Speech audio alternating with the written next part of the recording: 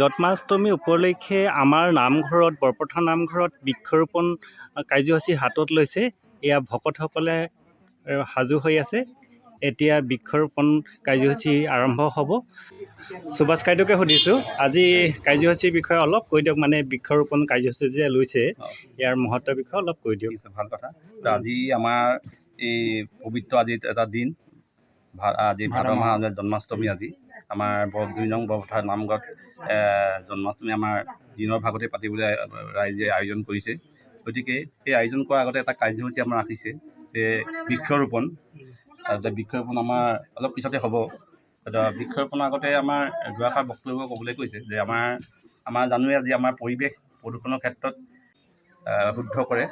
গতিকে এইটো আমাৰ এটা খুবেই প্ৰয়োজনীয় এটা বিষয়।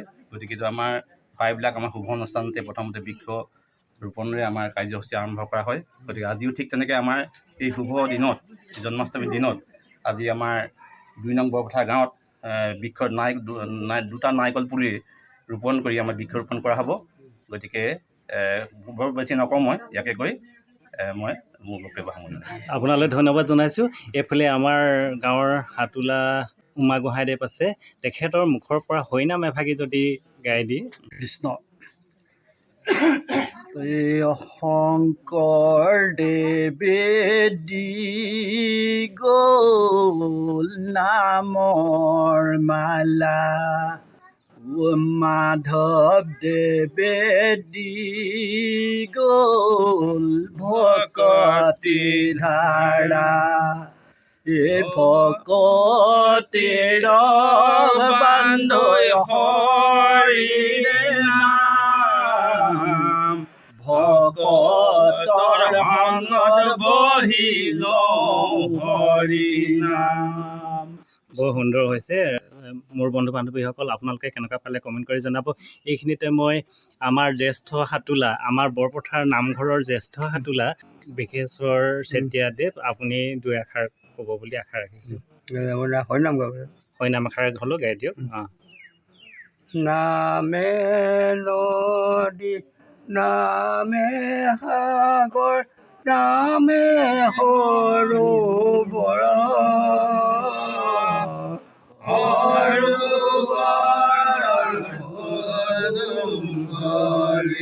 শ্ৰীমন্ত শংকৰ। বৰ সুন্দৰ। আজি পৰিৱেশটোৱে বহুত ভাল লাগিছে। আমি পিছৰ কাৰ্যসূচীলৈ আগবাঢ়ি যাওঁ।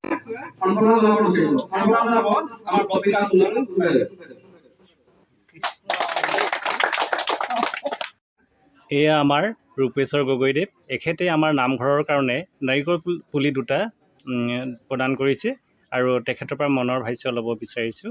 ককাইদেউ, আপুনি যে নাৰিকল পুলি 2টা দিলে, মানে আজি বৃক্ষৰোপণ কাৰ্যসূচীটো ৰূপায়ণ কৰিলে, ইয়াৰ বিষয়ে 2 এষাৰ কওকচোন। কি ক'ম আৰু, মোৰ মানে বহুত মনৰ আশা আছে। হয়, পুৰণা, হয়, 10 বছৰ 15 বছৰ আগত।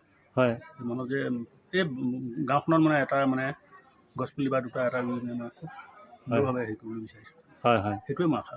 হয়, হয়, বহুত বহুত ভগৱানক ধন্যবাদ মই আপোনাক। আশা কৰিছোঁ।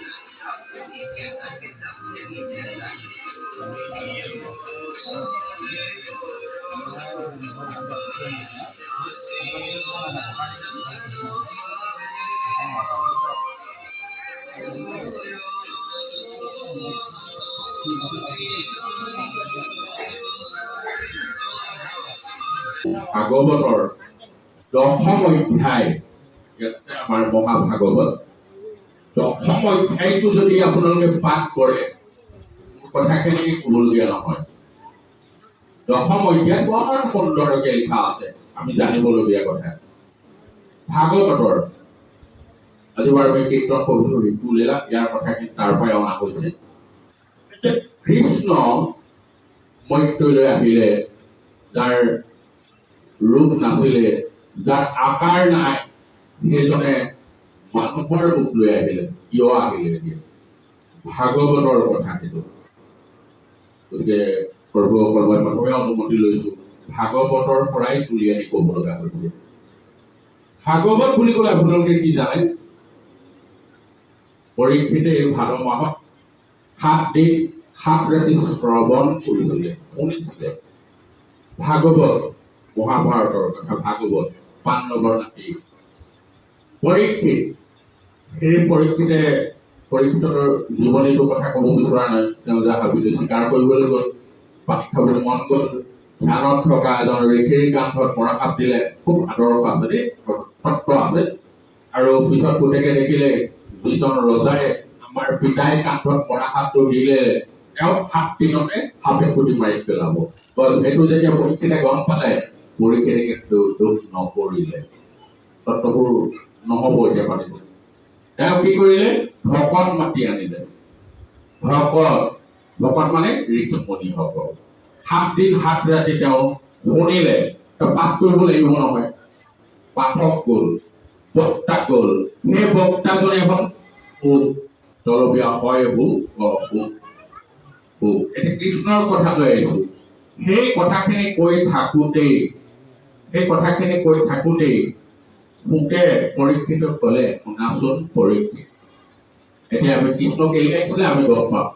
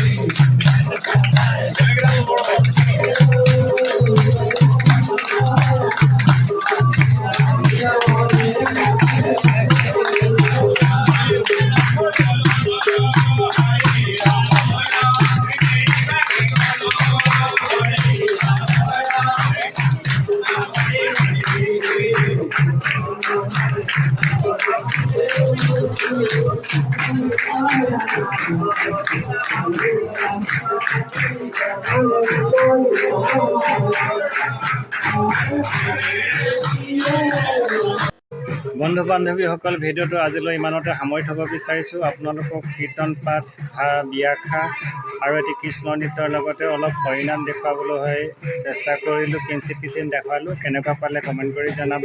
ভাল পালে লাইক এটা কৰিব আৰু কমেণ্ট কৰিব। লাইক আৰু কমেণ্ট কৰিলে মই সাহস আৰু উৎসাহ পাওঁ। নাম প্ৰসংগ চলি আছে, মই যাবলৈ ওলোৱাৰ কাৰণে ভিডিঅ'টো ইমানতে সামৰি থ'লোঁ। Bye bye.